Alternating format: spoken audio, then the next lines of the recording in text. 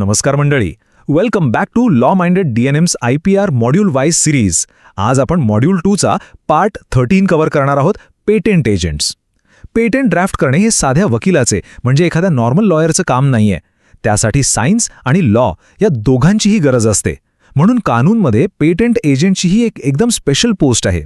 एक्झाममध्ये पुरे 13 मार्क्ससाठी सेक्शन 126 चे क्वालिफिकेशन्स आणि ॲडव्होकेट वर्सेस पेटेंट एजंटचा फरक कसा लिहायचा, चला लगेच डिकोड करूया. स्क्रीनवर आपण आजचा टॉप स्कोरिंग एक्झाम ब्लूप्रिंट पाहू शकता. पेटेंट्सची complexity, qualifications under section 126, rights and disqualification grounds, patent agent versus ॲडव्होकेटचा महत्त्वाचा फरक, रोहनचे प्रॅक्टिकल इलस्ट्रेशन आणि शेवटी कन्क्लुजन अँड एक्झाम टिप्स. हे एक्झॅक्ट हेडिंग्स एक्झाममध्ये आलेच पाहिजेत. तर सुरू करूया पहिल्या हेडिंगपासून. 1.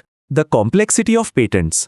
एक ऑर्डिनरी लॉयर पेटंट ड्राफ्ट का करू शकत नाही हे आधी समजून घेऊ. पेटंटचा कम्प्लीट स्पेसिफिकेशन आणि क्लेम्स ड्राफ्ट करणे हे अतिशय टेक्निकल काम आहे. हे काही साधे कॉन्ट्रॅक्ट ड्राफ्टिंग नाही आहे. एका ऑर्डिनरी माणूस किंवा सायन्स बॅकग्राऊंड नसलेल्या लॉयरला हे कसे जमणार? येथे एकदम इलीट कॉम्बिनेशन लागते, सायंटिफिक नॉलेज आणि लीगल एक्सपर्टीजची. आणि नेमकी याचसाठी कानूनमध्ये पेटेंट एजंटची आवश्यकता आहे. दुसरा heading 2 point qualifications under section 126. Exam answer शीटमध्ये हा पहिला मेन पॉइंट असायला हवा. पेटंट एजंट बनण्यासाठी कानूनमध्ये काही स्ट्रिक्ट कंडिशन्स आहेत. पहिली कंडिशन आहे सिटिझनशिप. ॲप्लिकंट भारताचा नागरिक म्हणजेच सिटिझन ऑफ इंडिया असावा. आणि दुसरी कंडिशन म्हणजे एज, वयाची 21 वर्ष पूर्ण केलेली असावीत. सिटिझन ऑफ इंडिया आणि 21 वर्ष ऑफ एजबद्दल आपण आत्ताच बोललो.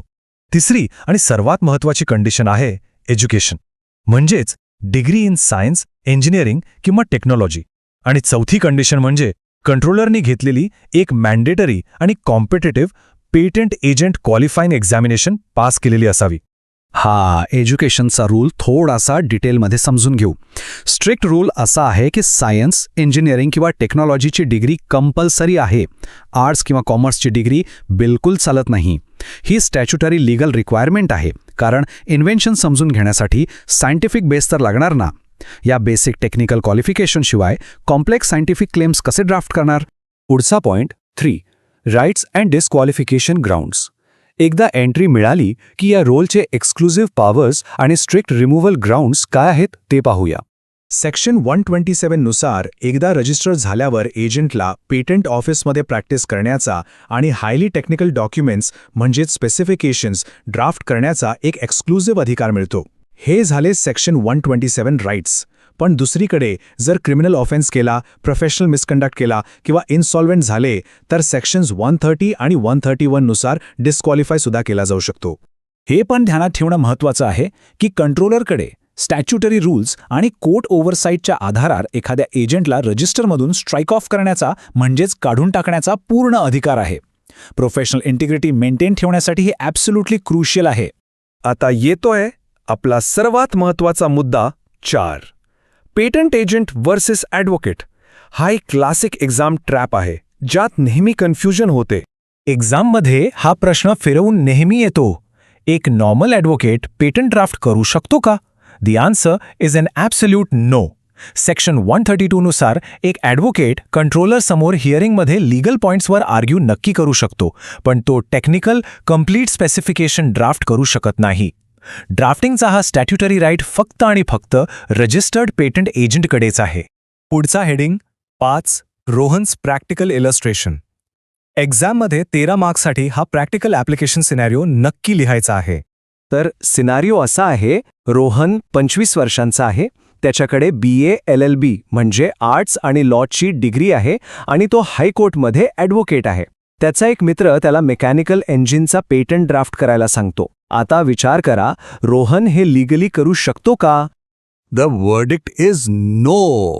रोहन हे लीगली बिलकुल करू शकत नाही, कारण सेक्शन 126 नुसार त्याच्याकडे सायन्सची डिग्री नाही आहे, म्हणून तो पेटंट एजंट नाही. आणि सेक्शन 132 नुसार जरी तो हायकोर्ट ॲडव्होकेट असला तरी त्याला हे टेक्निकल स्पेसिफिकेशन ड्राफ्ट करण्याचा स्टॅट्युटरी राईट मिळत नाही. त्याने आपल्या मित्राला एका रजिस्टर्ड पेटंट एजंटकडेच पाठवायला हवा. आणि आता आपण आलोय आपल्या ब्लूप्रिंटच्या शेवटकडे. 6. Conclusion and exam tip. Answer शीटच्या शेवटी हे स्ट्रॉंग कन्क्लुजन नक्की लिहा.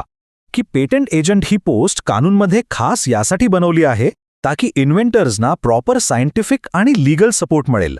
ही पोस्ट सायन्स आणि लीगल प्रोटेक्शनमधला एक कॉम्प्लेक्स गॅप ब्रिज करते. It's a true game changer for innovation. तर मंडळी, एक्झाममध्ये 13 मार्क्ससाठी सेक्शन 126चे क्वालिफिकेशन्स, सेक्शन 127 राईट्स, सेक्शन 132 मधला डिफरन्स आणि रोहनचा ॲडव्होकेट वर्सेस एजंटचा एक्झाम्पल नक्की लिहा. एक्झामिनर टॉप मार्क्स देईल फॉर शुअर.